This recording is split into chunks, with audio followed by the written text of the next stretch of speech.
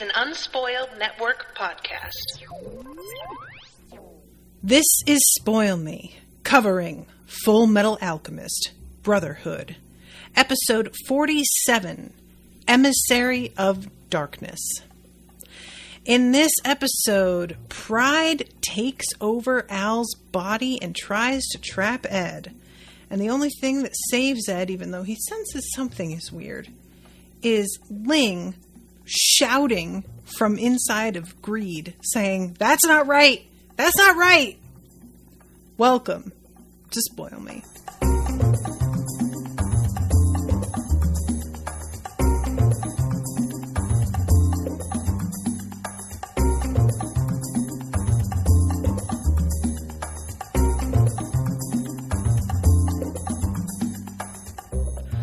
Welcome to the show, everyone. I am Natasha. Thank you very much to Max for commissioning this episode. So, y'all, this one was a really... First of all, I want to acknowledge, and I wish that I had Discord open right now, but there is a listener in the Discord who informed me that there is supposed to have been a, 4 to 6 month time jump. I don't remember the amount of time between episodes 45 and 46, which is what explains Ed looking so much older.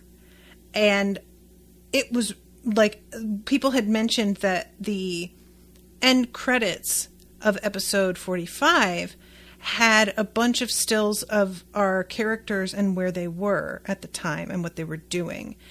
And the way that people were talking about it made it sound like it was just a bit of a refresher, but this person in the Discord said that that was actually supposed to show us what people were up to in that gap that happened.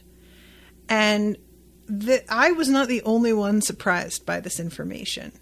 Apparently, this was really not made clear at all, so there are plenty of fans who have seen the whole show that didn't realize that was supposed to have been a thing either, which makes me feel better for not picking up on that. So I just wanted to put that out there in case anybody who is listening to this didn't realize that either. And if you're not in the Discord, you wouldn't have seen that information. I'm going to go ahead and open the Discord. I have to have a time at one point where I set aside to go through the Fullmetal Alchemist Discord channel, the no spoilers channel, and look at all of the stuff that is posted in there, because people share all kinds of things and I'm not always able to go through it all, and I'll see the notification, but I don't so I just need to have a day where I just go in and interact with everything. So yeah, there's a lot of... Oh, okay. So I think it's XAM is how you say it. XAM. It seems no one clarified, but there was roughly a 6-month time skip between 45 and 46. The special ending of 45 was to show what they were doing for that time and why Ed looks so different. So anyway, I just wanted to put that out there. Thank you, Sam, for dropping that bit of info there. And that really helps, because I thought it was supposed to be sort of a magical thing about Ed, and yet it really would have been weird for Winry to not comment on it at all. So the fact that, it's still a little bit surprising, because even if it's natural that he would look older, it's the first time she's seen him in a while. So I would expect her to still be like, "You're taller than me now? Wow." Because that's just something that comes as a shock anyway, when you know somebody and you're used to them looking a certain way and that changes. But it is slightly more explicable now that she hasn't mentioned it. So I just wanted to get that out of the way real quick and let you guys know about that. And then we shall begin on Emissary of Darkness. And with the 6th month time gap here, it helps explain a few different things, although Al wasn't scooped up until last episode, after the time jump is supposed to have happened. And I will admit to you guys, I said that I was going to try and go back and watch the special ending of episode 45, and I completely forgot to do that. So Al, this entire time, has just been with Miles? Is that right? Like, hiding out in various places? Just the idea that him and Ed have been apart for that long kind of breaks my heart. That's really rough. And honestly, it helps knowing that, because the fact that Ed clearly can sense something is wrong when he sees Al again, but he's still willing to go with Al, if he hasn't seen him in 6 months, it makes a lot of sense why he would be so drawn to talking with him anyway, because there's a part of you that would just be like, well, we haven't seen each other in a while, and maybe that's part of why he's acting so weird, or maybe something happened and he has to tell me about it, and it's like kind of, you know, a dramatic thing, or just maybe I'm imagining it, you know, or like any number of things. But of course, as usual, I'm getting ahead of myself. So we start off in Kanama, is what Ed calls it. And evidently this is the new digs where Hohenheim is like shacked up. Is this supposed to be at all related to Lior? I wasn't entirely sure, because like I was under the impression that he wanted to stay in Lior because of Lior's connection to the giant transmutation circle due to the tunnels underground. And I don't know if maybe Kanama is just meant to be sort of like a suburb of Lior, you know? But I was a little bit like confused about him being out here. And Ed finds him, and the first thing that he does when Hohenheim stands up is run over and punch him in the face. And he's like, you could have at least warned me, and it was your metal hand. Honestly, though, I mean, you have to know, guys, that I approve. I don't like him. I don't like Hohenheim. I don't like the way that he, like, has dealt with his sons. Like, Ed winds up getting told about everything. He finally shares the entire story, Hohenheim does, with Ed. In response to the fact that Hohenheim sees the tattoo that Greed has on his hand and recognizes who he is. Well, maybe not exactly who, but he knows that he's one of them. And the fact that the promised day is supposed to happen tomorrow, Ed is like, we need to get some shit figured out because this shit's about to go down. And Hohenheim is like, all right, I guess it's time to have a conversation with you. And we cut to him, Ed, Greed, and the Chimeras, and they're all sitting around a fire looking absolutely shocked because apparently Hohenheim told all of them, which I did find kind of nice. You know, at this point, it doesn't really seem like there's a reason to keep information like that to yourself. Everything is on the line. Everybody knows so much of the like secrets by now that keeping anything to yourself feels a little bit indulgent in a way that's not helpful. And I approve, as you guys know, in general, in storytelling, of characters communicating as much as possible, because in general, that's how people often work. And granted, there are some secrets that are secret for a reason, but there's a lot of cheap storytelling out there where people don't tell each other things for reasons that feel really contrived or surface or manufactured in the moment. And it's just to keep people from having relevant information so that you can get a certain thing to happen. When really, if some drama pops off and people run into each other, most of us don't have like a lot of, it's like the thing that I was talking to you guys about in the last episode, where we have Marco and Scar and those Chimeras walking for like who knows how long, but they act like they don't have time to tell them about the fact that they've been recruiting other people. That's just, people's conversations don't tend to go that way. They do touch on the relevant stuff, and it feels really unnatural when that isn't happening. So anytime that you have got a character sharing a big chunk of relevant information that is not necessarily immediately apparently relevant to everyone who's hearing it, I still really approve, because there is no harm that can come of more people knowing more relevant info. And I may just feel this way because I'm a bit of an over-explainer. It has come to my attention that being neurodivergent often results in feeling the need to over-explain things, and also needing to demand an explanation for things that other people will simply take at face value, because you need to know why something works the way it does in order to accept that that's the way it's going to be. So all that to say, I just really appreciated that. It seems like at large, all of Hohenheim's cards are on the table right now.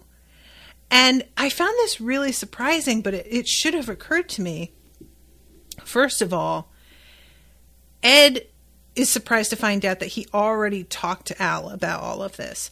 And Hohenheim is like, yeah, he seemed to take it a little bit better than you. I mean, I'm sure he has his own thoughts, but he accepted what I told him. And then he says, if you want to use me to get your bodies back, you can. And Ed says, are you crazy? I mean, even if you are a Philosopher's Stone, I'm not going to just kill fucking innocent people when we lost our bodies because of some shit we did that was stupid. It was our own fault, and nobody gets to be punished for that so that we can just get our shit back. And I really love the fact that Ed, it just like literally never occurs to him to use his dad that way, because it's the same situation. And his father looks genuinely relieved and proud of him. And Ed does not like the fact that Hohenheim says that he's proud of him.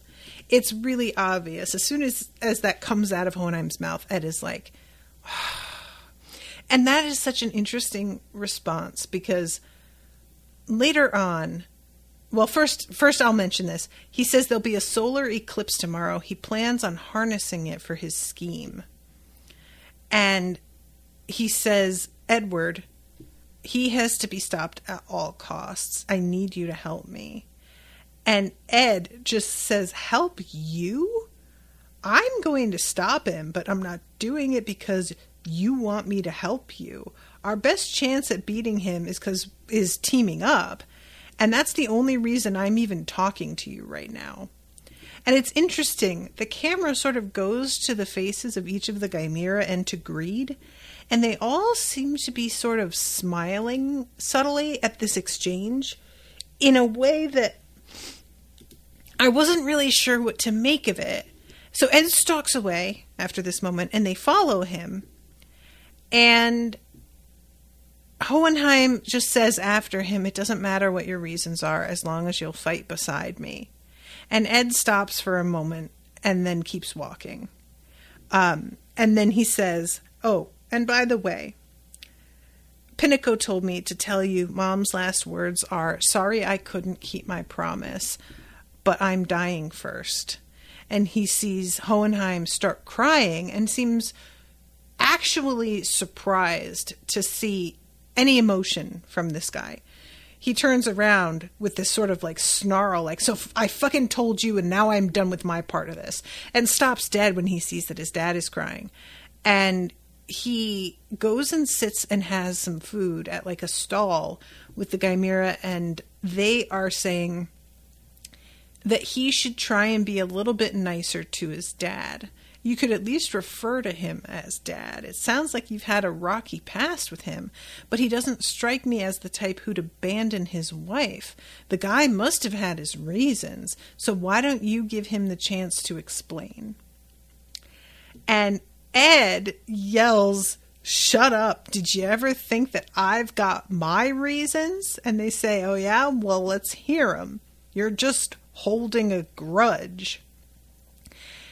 And this is kind of frustrating. Like, so I'm just going to do this thing that I do where I take things a little bit too seriously.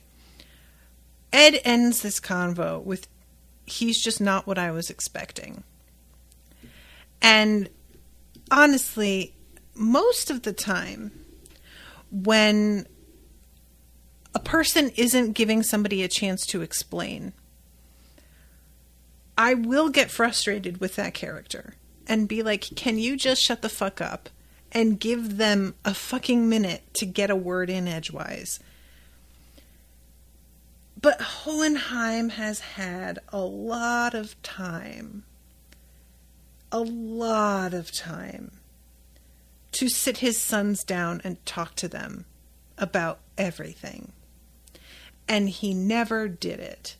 Even once he knew that they had, like, tried human transmutation, lost limbs, lost their body, and that they had touched the void. All of that, in my opinion, if I were him, would have been motivation enough to be like, yeah, okay, I feel like I really need to have a pretty intense conversation with them now. He has had so much time to explain himself. So this whole attitude of like, you're not giving him a chance just rings really, really hollow to me, because he has had his chance and he never turned up. And every time Al is the one who comes to Lior and stumbles across his dad and gets the information about his history. Ed has come to this place and in search of his father, because their dad does not actually take the initiative to track either of them down himself. They are the ones that have to do everything. They are the ones always reaching out, always attempting and he is acting like he wants their help, wants them to work with him, and he doesn't do fucking anything to get that to happen. It's really selfish and really, it's like, it's the classic thing for me, honestly, where you will see deadbeat dads doing this, where kids will be like, well, you never called me on my birthdays, you never did this and that, and the shitty dad will say, well, the phone works both ways, you know. You could have called me. You're the adult. You're the parent. You have one job in your kid's life, and that is to fucking be there for them. Just be there as a parent, as an authority figure, as a support. And if you can't do that, you absolutely do not get to say anything to your kid about how they could have initiated contact. That is not their job. And I don't blame any child who feels that if their parent hasn't initiated, they aren't wanted. Why would they reach out when it feels like you are actively ignoring and avoiding them? I wouldn't. I have all of the symptoms of somebody who craves the affirmation of authority figures, and if I get the vibe that one of them doesn't want me around, I am going to back off, because I can't stand that kind of rejection from somebody who has power over me. So I would never, and I didn't grow up in this kind of situation, but I'm just saying, I know me, and I would have left them alone. So it's really irritating that these two dudes who met Ed very recently are acting like Ed is being unreasonable when they don't know the situation at all, in a way that feels very much like the show wants us to agree with them. They're saying, well, you're just holding a grudge. And there's an implication there that holding a grudge is an inherently petty thing to do. And it's simply not. It is a protective measure from kids who were abandoned. And when they're saying, well, he doesn't strike me as the type to abandon his wife, he must have had a good reason. Whether he strikes you as the type, that's what he did. She died. He didn't know her last words because he wasn't there.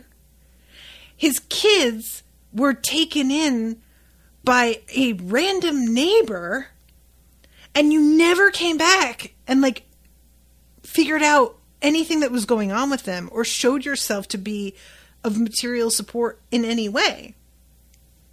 You abandoned your wife and children.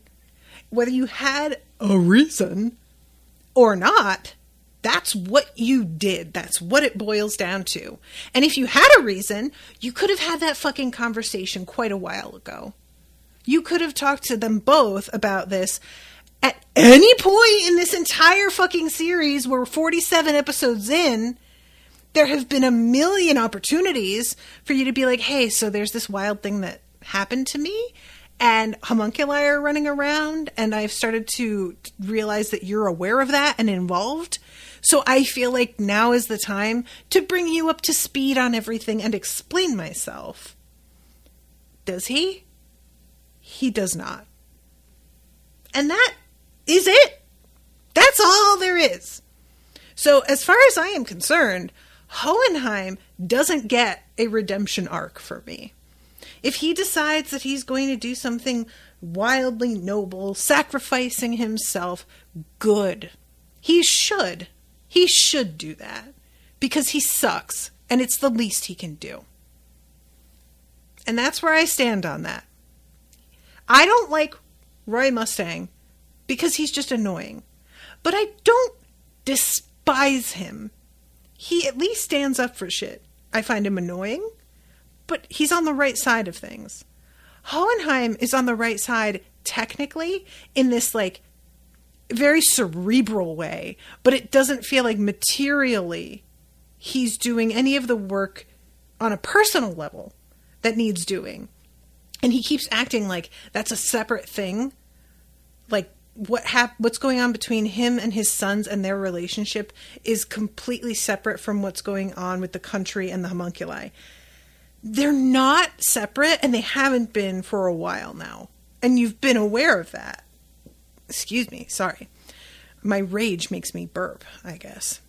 So, all that to say, I just really got the sense from this scene that they want me to take the side of the Chimera and be like, yeah, Ed, give your dad a chance. And I absolutely refuse to do that. He has given his dad a chance by existing as his son forever. You can have come to him at any time. And the kids wound up doing this crazy experiment and losing limbs and bodies because you weren't around. Explicitly, in my opinion, if their dad had found out his wife died and come home, this could have all been prevented. But he bounced, did whatever, and maybe I'll find out whatever he went and did was absolutely urgent. Absolutely required him to leave when he did with no explanation. And if so, maybe I'll feel differently. Asterisk. Very maybe. But I really put the blame for what happened to them on him. Ed is over here saying, I'm not sacrificing people because we did this to ourselves. That is a very responsible, mature way to approach it, and I applaud him for that. But I don't agree. I think it's his father's fault. They were children. They were children whose father abandoned them and whose mother died in front of them. They made a bad decision using magic because they were kids with nobody to tell them this was a bad idea and warn them it wouldn't work or that there might be other horrific repercussions. They lost their 2 people. And of course, they did something a little bananas, you know?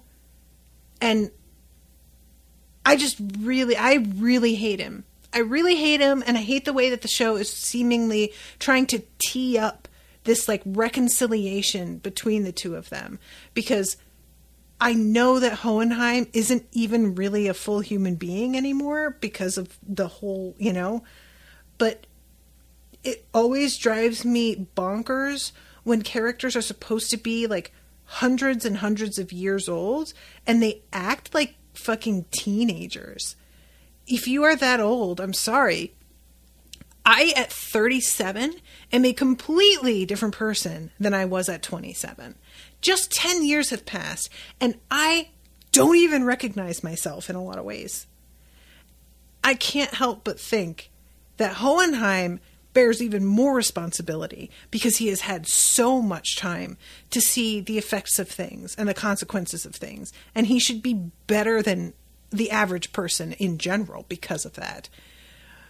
So he gets even less leeway from me than I would normally give because he should know even better because he has gone through many lifetimes at this point. So, let the record show, in the case of Natasha versus Hempstuhl, the court finds in favor of Natasha. Anyway, so we cut from that conversation back to Hempstuhl, who is looking into the fire, thinking about his wife. And this is, you know, because it's just followed up with the whole thing with Ed, and you should give him a chance. And her saying, no matter what, we're always a family. It feels, again, very much like we're supposed to be thinking what a tortured soul he is and how terrible things have been. And just have all of this pity for him. And it's not there for me. What can I say? That's just not how I'm rolling. So then we go to Ed, who gets this bolt of red cloth, and he makes a new, coat for himself, one of the long coats. And they're like, hey man, isn't that, like, kind of flashy? And Ed says, and guys, by the way, I have to say, it's Greed that says, doesn't that seem kind of flashy to you? Which I thought was really funny. I don't know why, but I expected Greed to be more approving than anybody. And he was the one that asked, like, that's kind of a lot, my friend. But Ed says this might be the last battle we ever fight, and I want to do it in style.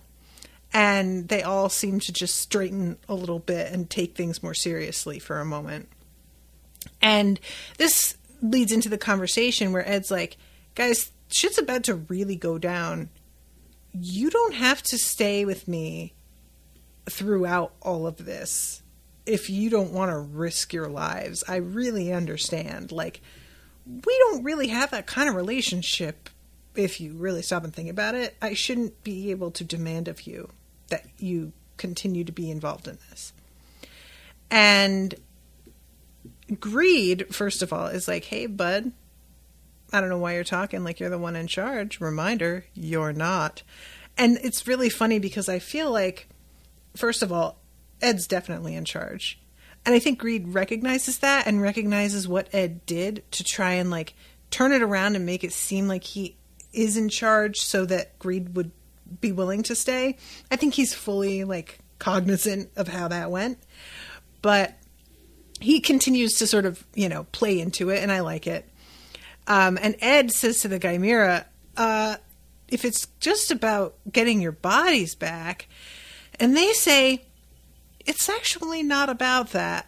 I don't really mind staying like this. And Greed is delighted by that.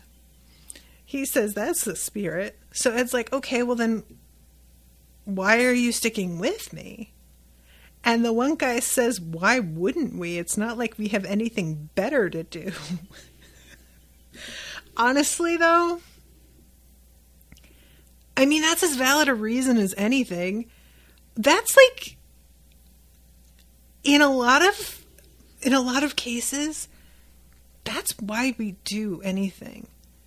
We got roped into something. We didn't have any other plan. This is happening. And so we're just like, I guess I'm doing this now. You know, like, it's not the things that happen to a lot of us, I think, how much of it's an active choice and how much of it is simply a choice made from, like, inaction. It's probably not speaking very highly of, like, humanity that it's inaction that determines things a lot of the time, but it just felt very relatable and very honest in a way I wasn't expecting. And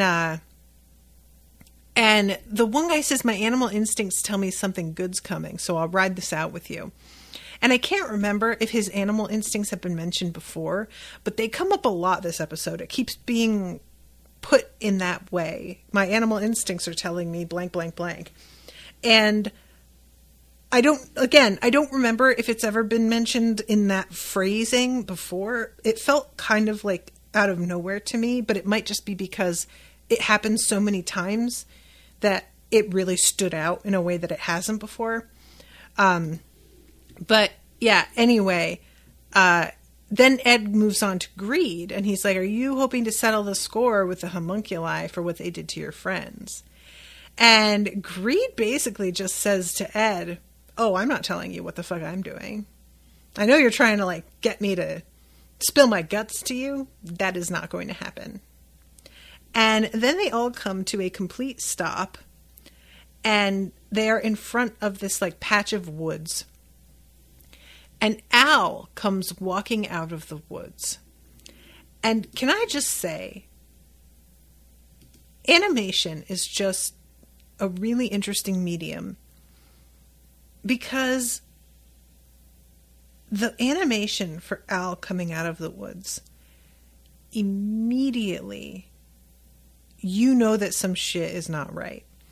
And I didn't even, like, mention the scene where Al wakes up and Pride is, like, hovering over him saying, oh, you have so much work left to do. We're not done with you yet. Which, of course, it's a completely, like, that's a giveaway. When Al shows up here, we know because of that scene that some shit isn't right. But even if I hadn't had that as a heads up, I like to think the way Al enters the scene would have still been a giveaway.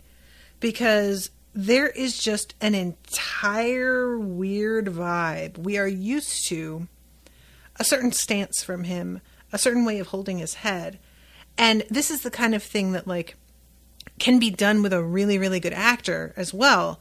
If you watch something like Orphan Black, where she's playing the part of 5 different women, and just a slight posture change, and you know right away, oh, that's so-and-so, you know? And it's just really remarkable to me, this moment when he walks out, and how it kind of made, like, my scalp just, like, all my hairs rise up. I was like, that's not Al. What the fuck is going on? And Ed goes rushing towards him and is like, oh, man, you freaked me out. It feels like I haven't seen you in years. How have you been? And Al just says in this very, like, it's not like his voice is right, technically, but there's no real emotion and there's no physical reaction. He stands impassive while Ed comes running up to him. And we just know that's not Al. He's seeing his brother for the first time in 6 months, which I imagine is easily the longest time that they have ever been separated. And I'm imagining him, like, running up and, like, grabbing Ed and picking him up kind of thing. And he just stands there and lets Ed come to him and watches. And it's just weird. And he says, I'm glad to see you're okay, brother, in this, like, awkward tone. And Ed's like, wait, I thought you were with Miles. Did something happen? And Al says, actually, that's why I'm here. We need to talk. And he turns and walks away without any real acknowledgement of any of the things that have passed. And this is when Ed is like, hey, man, are you all right? And just before Ed asks, like, I thought you were with Miles, the camera jumps over to Greed and his face changes and he has this like reaction.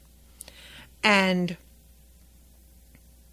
what we find out, because I had forgotten that Ling was able to sense the homunculi. Completely forgot about that. So I thought initially that this was Greed sensing another homunculi. And I was a little bit confused at the fact that it seems like he's trying to say that's not Al and he can't. And I was like, why wouldn't he be able to say it if Greed's noticing his... Is it like... I thought maybe there was some sort of a compulsion amongst the homunculi to not like betray one another, and that he was being kept from saying it by some sort of like link amongst them. But then later on, Ling is like, hey, remember, I can sense homunculi and it's really dark. If you want to know where he is, just let me be in control because I'll be able to take care of this motherfucker. Because spoilers, Gluttony shows up also. So yeah, at first I was like completely misinterpreting what was happening here. And he says, you seem a little like, and this is when Greed yells, Ed, get away from him. That's not, he's and then we see all of the shadow beginning to like pour out from between the cracks in Al's armor. And all of these knives come flying out of the shadow that he was casting. And Ed is like, what the hell was that? Because I have yet again forgotten Ed doesn't know what Greed is or looks like or can do. I had forgotten that last episode when Al gets gripped up. I said Greed, Pride. Al had never seen Pride. So these shadows start to tackle him and wrap around him and he has no fucking idea what's going on. But then, you know, we go to this episode and I once again just take for granted that Ed's aware. And of course he's not. He has not encountered any of this before. So he's just taken completely aback by this. Meanwhile, Pride is like, wow, Greed, you're just working with them now? I really didn't think that you were just going to straight up betray us. You're sharing consciousness. Like, come on, that's straight up pitiful. And then says your soul couldn't be any weaker. And as Pride says this, all of the eyes peek out from in the little cracks amongst the armor. It is the creepiest. I lie. Envy remains the creepiest. Hands down. Envy's just horrifying. But this is also quite creepy. Okay. There it is. So this is when we cut to the scene of the accident where allegedly the Fuhrer was killed by an explosive, set on a train over a ravine. And everybody's talking about how it would take some kind of miracle for him to live through that. Grumman is here talking about how the bodies, his remains have not turned up. So, of course, he's still alive. I figured if there was no body, by the end of the episode that he was probably still alive. But the idea when he says it would take a miracle to survive that, I now am unsure whether Grumman is aware that the Fuhrer was a homunculi. I thought he knew that. And I thought that everybody who was sort of involved in the resistance on Roy's behalf knew it and that he had given them all that information. Maybe he doesn't know. If he does, I am very surprised that he thinks it would take a miracle. The guy's not a human, dude. It's honestly surprising that you thought this would work, considering. Maybe Roy didn't share, even if they know, the Fuhrer was a homunculi. Maybe Roy has not shared with them hey, dude, I had to burn Lust to death like 11 times in a row to keep her from constantly regenerating before she finally died. Maybe they never got that story. But either way, the assassination attempt of the Fuhrer here, I had sort of been assuming Roy was in on this, and the way that it's sounding here is like he wasn't. Grumman says, I'm going to oversee the rest of the search. I won't be able to sleep comfortably at night until I see his corpse with my own eyes. And Miles says, and what about the plan? Aren't you going to continue on to Central? And Grumman says, I don't see much choice. I suppose I'll just have to let Colonel Mustang have the bigger slice of the Central pie. Then we get his thoughts. Bradley's current administration will still be properly functioning at this point in time. If Colonel Mustang or General Armstrong try to make their move now, every soldier in Central will be ordered to retrieve their treasonous heads, and once they're captured, I'll step in to restore order. They'll take the fall as enemies of the state, while General Grumman will heroically come riding in on a white horse. I'll let the youngsters dive headfirst into danger and do all the dirty work, and then I'll take my rightful place as leader of this country without any risk. And immediately we get, it wouldn't be surprising to me if that's what the sly old fox is plotting in Miles's head.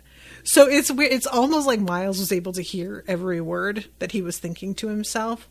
We may have joined forces to prepare for the promised day, but I'll withhold my trust until it's past. I just need to once again register my appreciation of Miles, both my co-host and this particular Miles. The fact that he is so conscious of this possibility is deeply appreciated by me, especially considering the fact that it hadn't occurred to me. You guys know, I didn't like Grumman because he smacked that girl on the ass. That was it. It felt like it was being treated as this playful thing. And now I'm like, oh, was that supposed to be our hint that he was actually kind of a piece of shit? Like, was that meant to be something that made us go, about this guy? I don't know. You know, because it's the kind of thing where media treats the casual trampling of women's boundaries as a joke most of the time. It's really not usually meant to signify anything in particular. It's just meant to be a joke. And I took it that way. Maybe it was more than that. I don't know. But I just really also like this aspect, the idea that yes, there's a whole thing with the Fuhrer being a bad man and some, like, group of resistors who are like, we are going to keep him from doing this thing. And that's all well and good. But in the midst of movements like this, there usually are those people poised to take control once things begin to die down. And I just really like that being acknowledged as it's being, you know, I feel like it would be very easy to have it just be all of these people band together for the good of humanity and a mistress and, you know, but instead having it be like, okay, we band together for the good of humanity, like, for now, but who knows what could happen? Things happen, you know. That honestly actually feels a lot more like realistic and reasonable to me, unfortunately. And somebody wanting to do that temporarily so that they can then get the kind of power they want later on in the game, that feels pretty right. That feels on point in my experience, limited though it may be. So we go back to the scene with Ed and Al, and Al has all of these shadows coming out of him, and Greed is explaining it's pride. That's my brother. My oldest brother. I guess you'd say. And Pride says, so you've made up your mind to betray us no matter what, which makes you nothing more than an annoyance to us at this point. And Greed says, how did you know I was here? And Pride just laughs, and we find out later that it was Gluttony using his sense of smell to track them down. Which, the fact that Gluttony has a really good sense of smell, I just really take personally, because I really relate to Sloth the most, and I don't like Gluttony having a particular talent or advantage that I also have, because I have a really good sense of smell, which I think is part of what makes me a really good cook. So yeah, every time that's brought up, I'm just kind of a little bit salty about it. And Pride says, who said this was a disguise? This is without doubt your brother's actual body. And Ed freaks out. Pride lifts the helmet just so Ed can see inside and see that the blood sigil is in there and that this is actually Al's body. So he's not just like imitating his appearance. He is actually taken his body over, which is truly like, it's just crossing a line. I think we can all agree that's fucked up.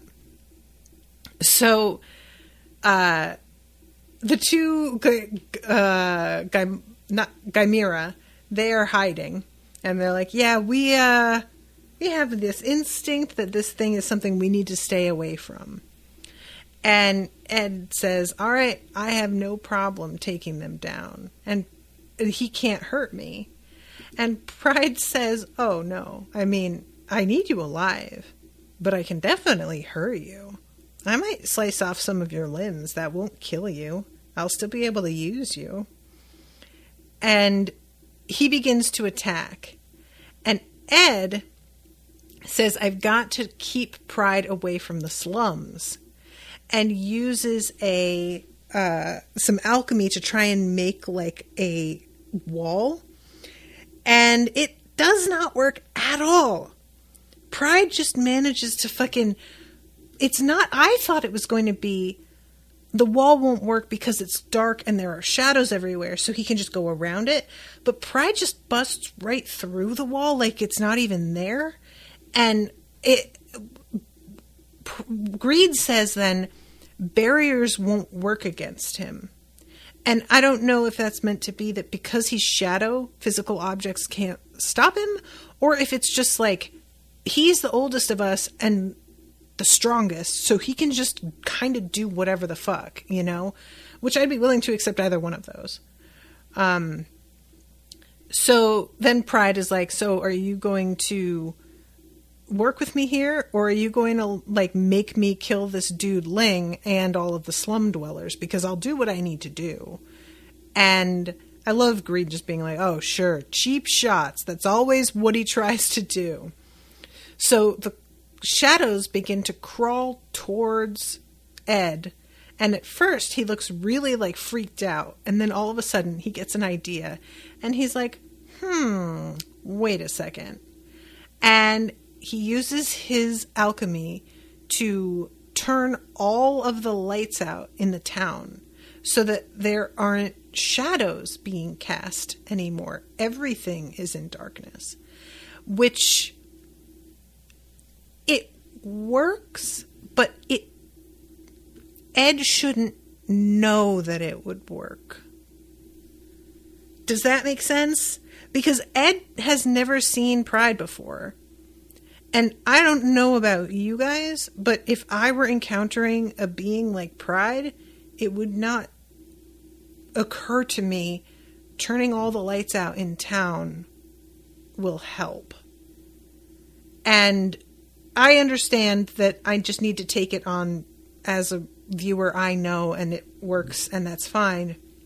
But I do just want to acknowledge the fact that it is kind of weird that Ed jumps to this method, because he had no idea what he was dealing with a couple of seconds ago.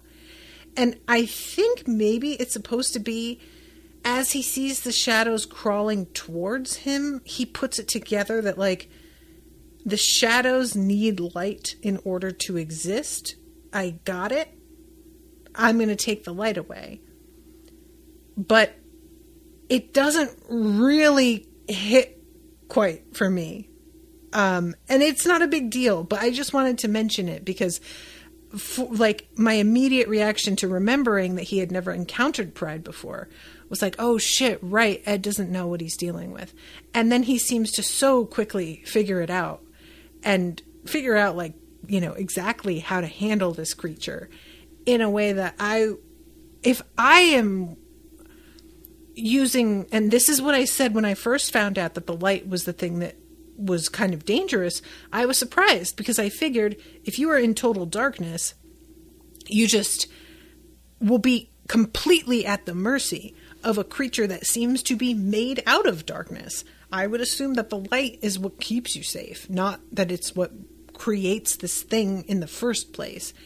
So it's just sort of like an opposing logic that I have a hard time believing anybody would just come up with on the fly, but it doesn't matter. He puts the lights out, realizes that it's so dark now that he can't see anything. And this whole scene, like the rest of this fight, all takes place in such darkness that it becomes kind of an issue, and they all have to really watch out for, like, potentially attacking one another. And one of the Chimera really goes after Ed by accident when intending to go for pride.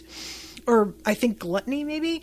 And I just love when Ed's all curled up on the ground and he's like, well, Mr. Gorilla, why? You said we shouldn't attack each other. There's something so sad and pitiful about that.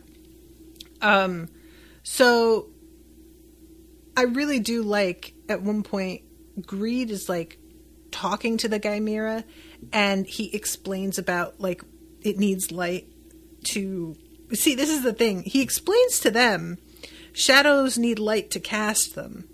And if he had just explained that like a minute earlier or 30 seconds earlier, then what Ed does, I could have just been like, oh, okay, so now he knows. I just wish that it had been set up in such a way that the timing was different so that it made total sense Ed knows, you know? But Greed is talking to the Chimera and he's like walking toward them and you see him sort of like reaching out and fumbling because he can't see. And there's a couple of other moments where people are like, it is so fucking dark. I have no idea what's going on. And I really appreciated that they kept reminding me, because of course they have to animate it in such a way that I can see what's going on. Like, they can't just have it be a black screen and then just tell me shit. So I have to be able to see, but because I can see, I frequently was forgetting they can't see anything. I'm just being given a little bit more insight, and for them, it's pitch dark. So they just mention a lot that they can't see anything, and I kept being like, oh, right, thank you. Yes, I keep forgetting that. So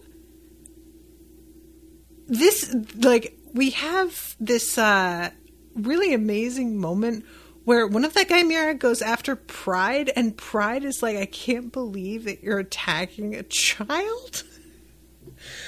Which I swear to God, there was something about him trying that tact to shame him into not, like, that was really funny to me.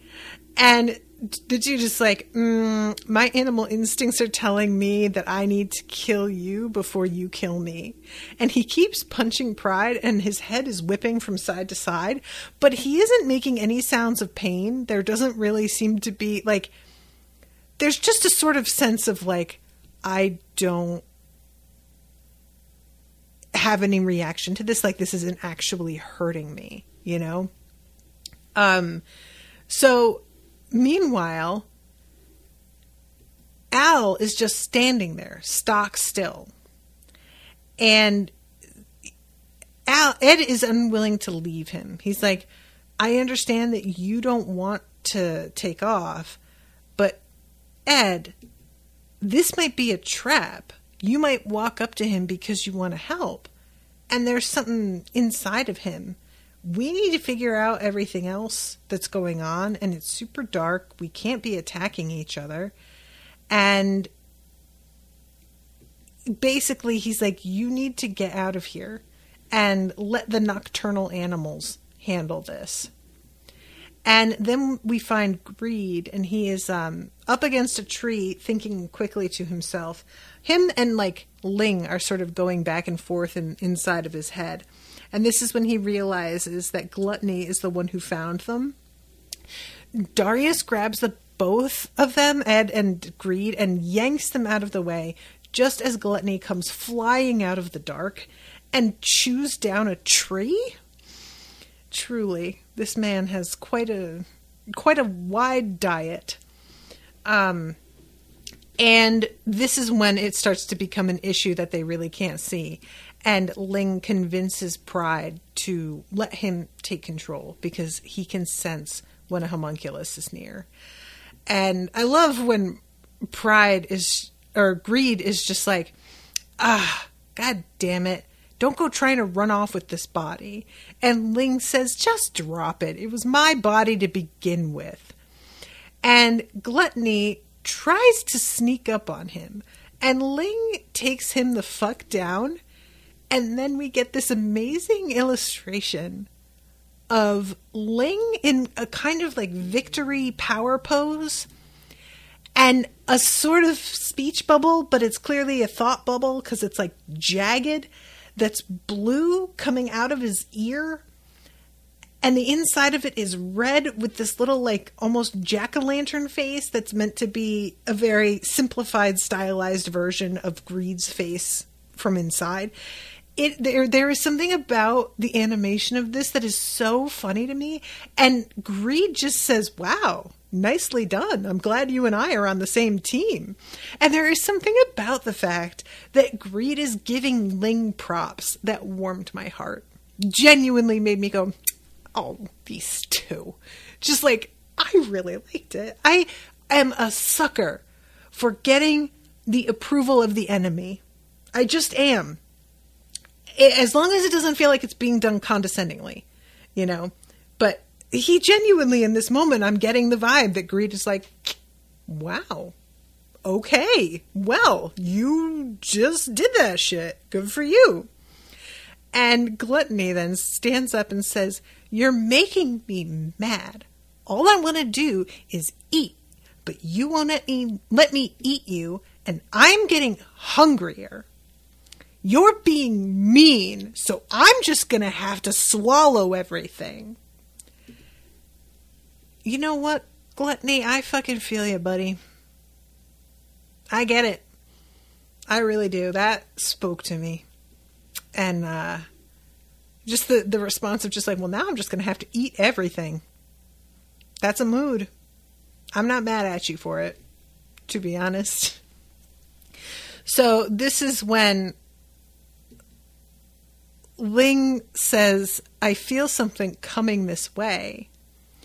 And Ed is like, will you guys tell me what it is you're talking about? And as they're all saying this, Gluttony is opening that like vortex thing in his stomach and beginning to really like start to launch his big attack. And all of a sudden there's this whoosh, and you see a streak pass by all of them and a blade and somebody moving at like the fucking speed of light. And then all of a sudden, Gluttony just explodes with blood. And Ling is like, I think I know who. And we watch Gluttony go down as he's yelling, I know that smell. And he gets flipped over onto his head. And there is Lan Fan. And she has a automail arm with a really cool blade sticking out of the elbow. And just genuinely looks dope as fuck. Standing there with this hood and her mask and the long tassels and the automail arm with the blade. A whole fucking icon right here. Lan Fan for president. Straight up. What a complete badass. Holy shit. What an entrance. How is she this fast? That was insane. So it just ends with Ling being like, hey, buddy, I wondered when you'd find me. And that's the end of the episode. So I really like this one. This one was a lot of fun. Except that I hate Hemstool so very much, and I hope he drops dead. I hope he sacrifices himself so we never have to see his face again. But I'm sure that that's selfish of me, and probably Ed and Al should make an effort to mend fences and have a family. Whatever. I guess. Alright, guys. Thank you all very much for coming. Thank you again to Max for commissioning this. And until next time, toodaloo, motherfuckers.